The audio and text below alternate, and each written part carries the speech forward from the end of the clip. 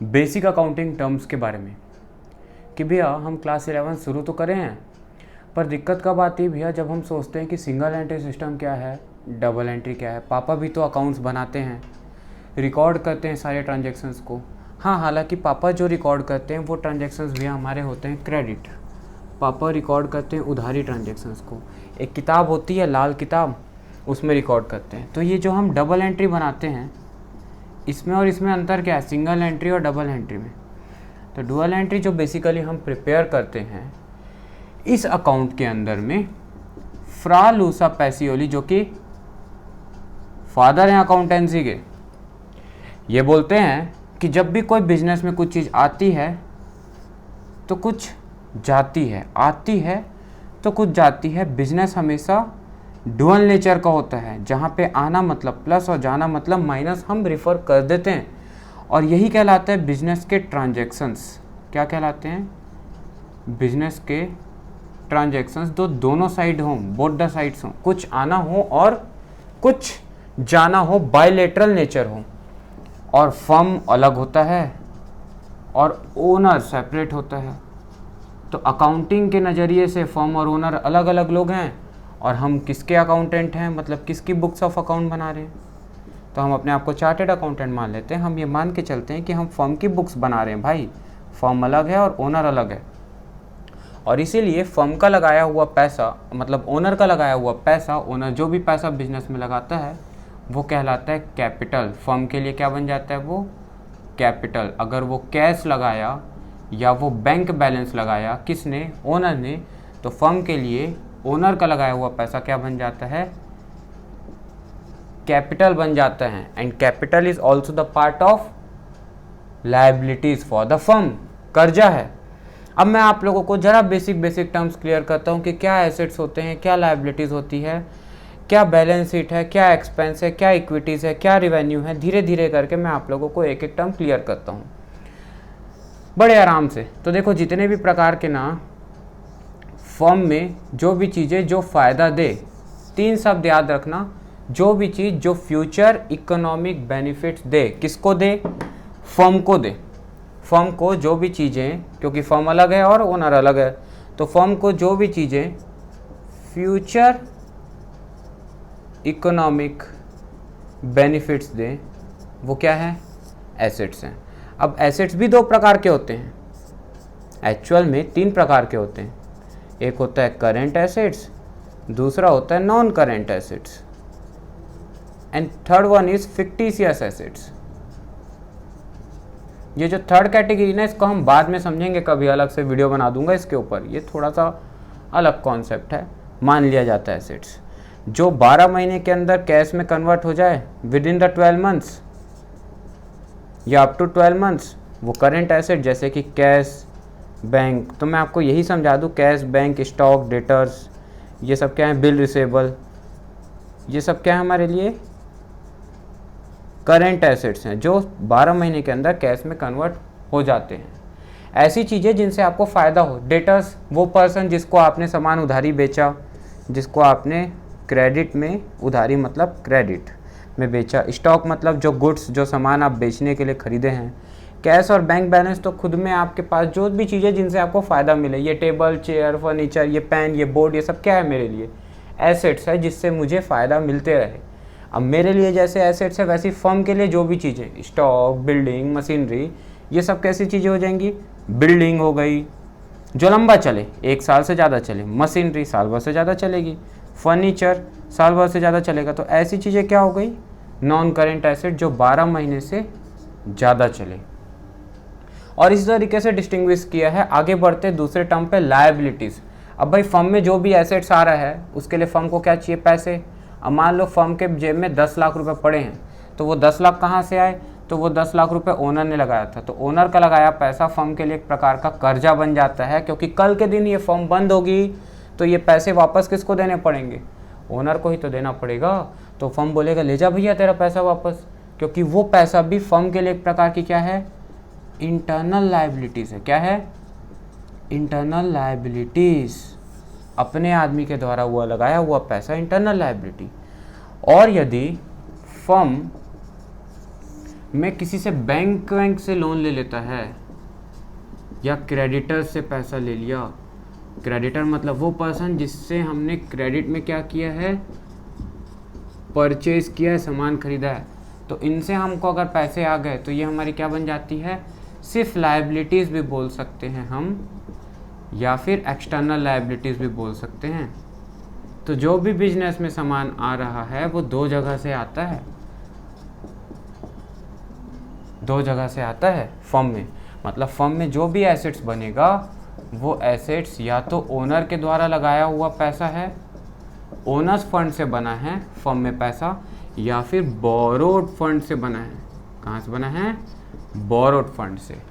Owner fund मतलब हो जाता है कैपिटल, ओनर ने जो लगाया था पैसा, और बोरोड फंड मतलब हो जाता है सिर्फ लायबिलिटीज़। तो बिजनेस में जो भी एसेट्स बन रहे हैं वो कहाँ से बन रहे हैं, या तो लायबिलिटीज से बन रहे हैं या तो कैपिटल। इसीलिए यहाँ पे एक अकाउंटिंग इक्वेशन क्या बन जाता है, assets will always be equal to capital plus liabilities और लायबिलिटीज प्लस कैपिटल। कि बिजनेस में जितने भी एसेट्स हैं वो या तो ओनर के पैसे से आए हैं या फिर वो बोरोड फंड से भी आए हैं।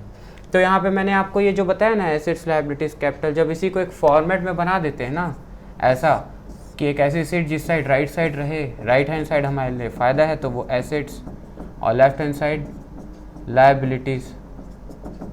यहाँ तो हॉरिजॉन्टल बन रहा है, आगे जब आप लोग कंपनी अकाउंटिंग पढ़ेंगे तो वहाँ पे हम वर्टिकल बैलेंस शीट सीखेंगे। तो इसको हम बोलते हैं क्या, बैलेंस शीट। बैलेंस शीट, क्योंकि भाई जितना भी एसेट्स का टोटल है, देखो जो भी एसेट्स का टोटल है वो किसके बराबर आएगा, इन दोनों को लायबिलिटी के अंदर लिखा जाता है, लायबिलिटीज़ और कैपिटल के टोटल के बराबर आएगा। तो एक ऐसी शीट जो हमेशा क्या रहे, बैलेंस रहे। नाउ द थर्ड टर्म में आते हैं हम खर्चे। जो भी फर्म में खर्चे होते हैं, जैसे मान लो जेठालाल ने अपने बिजनेस गढ़ इलेक्ट्रॉनिक्स में पैसे लगाए तो वो कैपिटल बन गया। अब जो भी खर्चा आ रहा है वो खर्चा किसका है और फ़ायदा किसका है, तो फ़ायदा कौन ले जाएगा, ओनर। तो वो प्रॉफिट जो है या जो गेन है फर्म में, वो फर्म का फ़ायदा होकर भी फर्म का कर्जा बन जाता है और वो कैपिटल में जुड़ जाता है, क्योंकि फर्म का फ़ायदा है वो प्रॉफिट, लेकिन वो फ़ायदा किसको चला गया, ओनर को। अब ओनर वो पैसा कैश में तो निकाला नहीं है। अच्छा, पैसा नहीं लगाना बिजनेस में कैपिटल इंट्रोड्यूस, और पैसा लगाना एडिशनल कैपिटल इंट्रोड्यूस, और पैसा निकालना ड्राइंग्स। पर्सनल यूज़ के लिए ओनर अपने पर्सनल यूज़ के लिए अगर किसी प्रकार का पैसा निकाल के ले गया तो उसको हम लोग क्या बोलते हैं, कैपिटल का विथड्रॉवल बोलते हैं या ड्राइंग्स बोलते हैं। आगे जब क्लास 12 में पढ़ेंगे तो दो प्रकार की ड्राइंग पढ़ेंगे, ड्राइंग अगेंस्ट कैपिटल और ड्राइंग अगेंस्ट प्रॉफिट। कि दो प्रकार, प्रॉफिट से निकाला पैसा तो ड्राइंग अगेंस्ट, हम वो क्लास 12 में सीखेंगे, उस पर आप अभी चिंता ना करें। आगे देखते हैं। तो अगर प्रॉफिट हुआ तो ओनर ले जाएगा पैसा फर्म से, तो ठीक है। अगर नहीं ले जाएगा तो हमारे पास जो ओनर का कैपिटल पड़ा है उसमें प्रॉफिट बढ़ा दो, हमारा liability, internal liability, owner's fund बढ़ जाएगा प्रॉफिट से। और यदि कभी हमको घाटा हुआ है तो वो घाटा हम किससे ले लेंगे, ओनर से ले लेंगे। और अगर ओनर नहीं दिया है पैसा तो हम उस घाटे को उसके कैपिटल से, मतलब हमारा कर्जा कम कर देगा। तो जो हमारा घाटा है वो हमारी लायबिलिटीज कम कर देता है, जो हमारा फ़ायदा है वो हमारा कर्जा बन जाता है। हम कौन, फर्म। और फर्म और ओनर दो अलग होते हैं, ये चैप्टर 3 में आप सीखेंगे। उसका नाम है business entity concept. The firm and the owner are two separate identities and we are the accountant of firm not of owner as from this concept. इस कॉन्सेप्ट को पढ़ेंगे, इंडियन अकाउंटिंग स्टैंडर्ड क्या कैसा होता है। अब इक्विटीज़ मतलब capital ही होता है, ओनर का लगाया हुआ पैसा को कैपिटल भी कहते हैं। कहाँ गया, ये रहा कैपिटल, कैपिटल भी कहते हैं, कैपिटल भी कहते हैं, इक्विटी भी कहते हैं। बेसिकली इक्विटी वर्ड जब कंपनीज के फॉर्म पढ़ाएंगे ना आपको, बीएसटी वहाँ पे समझाएंगे। आने वाले समय में बीएसटी के भी वीडियोस आप लोगों को मेरे चैनल पे मिलने शुरू हो जाएंगे। और कैपिटल इक्विटी के अलावा इसको हम एक और नाम से जानते हैं, नेट वर्थ। तो जो भी पैसा ओनर लगाया वो कैपिटल है, इक्विटी है या नेट वर्थ है। फिर आ जाते हैं रिवेन्यू।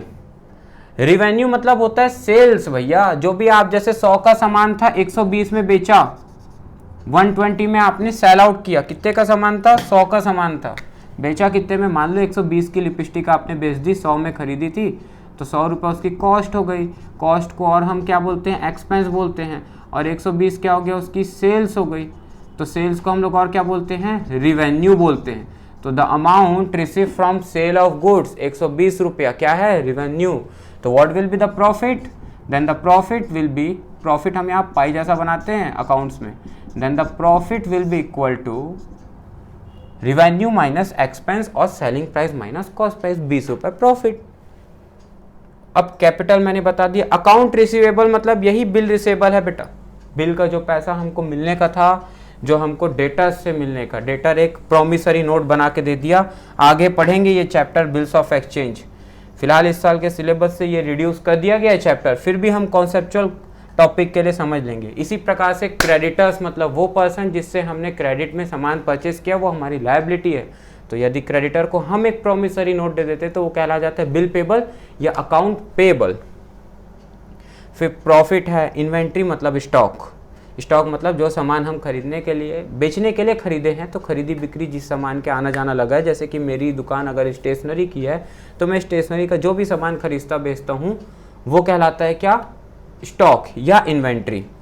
फिक्स्ड एसेट्स तो अभी मैंने बताया नॉन करेंट एसेट्स, जो मशीनरी बिल्डिंग फर्नीचर थे, इसी को हम क्या बोलते हैं, फिक्स्ड एसेट्स भी बोलते हैं, जो बिजनेस में साल भर से ज़्यादा चले। They are not the current assets, they are fixed assets. Cash flow पैसे का आना जाना, पैसा आता है तो कैश का इनफ्लो, पैसा जाता है तो कैश का आउटफ्लो। करेंट एसेट्स ऐसे assets, cash, stock, debtor, bill receivable, prepaid expenses, ये सब साल भर के अंदर कैश में कन्वर्ट हो जाते हैं या इसका बेनिफिट सिर्फ साल भर तक का होता है, तो ऐसे एसेट्स को हम लोग क्या बोलते हैं, करेंट एसेट्स बोलते हैं। नेट इनकम ये हम सीखेंगे आगे, net profit, gross profit, financial statement of sole proprietorship, identifying, recording, classifying, summarising, analysis and interpretation, ये बनता है कुछ अकाउंटिंग प्रोसेस। उसके अंदर में जो समराइजिंग टॉपिक है ना, वहाँ पे हम सीखेंगे calculation of trading and profit and loss account, performance जानने के लिए कंपनी की। और हम इस साल जितनी भी बुक्स ऑफ अकाउंट बना रहे हैं ना, ये एक सोल प्रोप्राइटर की होती है जो अपनी प्रॉपर्टी का सिंगल ओनर है। ये वीडियो बार बार आप रिपीट करके बैक करके सुनते रहेंगे, आप लोगों को कॉन्सेप्ट समझ में आते जाएगा। रिवर्स करके वीडियो देखते जाना, बस टर्म्स क्लियर हो जाएंगे। मैं बना ही इसलिए रहा हूँ कि कई बार हम जल्दी समझा देते हैं ना तो समझ में कम आता है, तो ये वीडियो को धीरे धीरे धीरे धीरे 1x 2x में डाल के स्लो करके आप ये वीडियो को 0.5x में डाल के आराम आराम से सुनते रहेंगे। ट्रायल बैलेंस हम आगे सीखेंगे जब हम लेजर बनाना सीख जाएंगे क्लासिफिकेशन के अंदर, हर एक अकाउंट का अलग कॉलम, ताकि ओपनिंग 1 अप्रैल को क्या बैलेंस था और क्लोजिंग 31 मार्च को क्या बैलेंस रहा, देना है या लेना है, हर एक का अलग अलग निकालना। तो उसको मैच करने के लिए कि डेबिट का total will always be equal to credit का टोटल, मैचिंग कॉन्सेप्ट को, डुअल एस्पेक्ट कॉन्सेप्ट को फुलफिल करने के लिए हम एक ट्रायल बैलेंस करके देखते हैं कि सारे लेजर्स का क्लोजिंग सही आया या नहीं। ना भी समझ में आए तो कोई दिक्कत नहीं, आगे बढ़ते हैं। Income, profit, gain, 3 technical terms में डिफरेंस है। इनकम मतलब होता है जो प्रॉफिट प्लस गेन है वो इनकम है हमारी। अब प्रॉफिट क्या होता है, तो प्रॉफिट अभी हमने देखा रिवेन्यू माइनस एक्सपेंडिचर, और गेन क्या होता है, तो गेन कभी कभार होता है, जैसे sale, gain on sale of fixed assets, कभी कभार फ़ायदा हो गया, कैपिटल गेन, कैपिटल लॉस। और प्रॉफिट जो हर साल हो, जो रिकरिंग नेचर का, जो आपके बेचने वाला काम है। तो अगर मैं स्टेशनरी का सामान बेचता हूँ और उससे होता है फ़ायदा तो प्रॉफिट, लेकिन स्टेशनरी की दुकान है और किसी समय अपना ये पंखा निकाल के, फ़ैन जो कि एक एसेट्स है, वो बेच दिया और फ़ायदे में बेच दिया, तो वो प्रॉफिट नहीं है, वो गेन है, क्योंकि वो कभी कभार होता है। और दोनों को मिला के बन गया क्या, इनकम। डेटर बता दिया, परचेसिंग बता दिया, क्रेडिटर बता दिया। तो इस टाइप के कुछ बेसिक टर्म्स हैं, और बेसिक टर्म्स के साथ आगे के वीडियोस में मैं आप लोगों के लिए वीडियोस लाता रहूँगा। अगर ये वीडियो आप लोगों को अच्छा लगा और कंफर्टेबल लगा तो प्लीज़ चैनल को लाइक, शेयर एंड सब्सक्राइब जरूर करें, ताकि मैं आगे और कंसिस्टेंटली वीडियोस आप लोगों के लिए लाता रहूँ। Thank you. भारत माता की जय।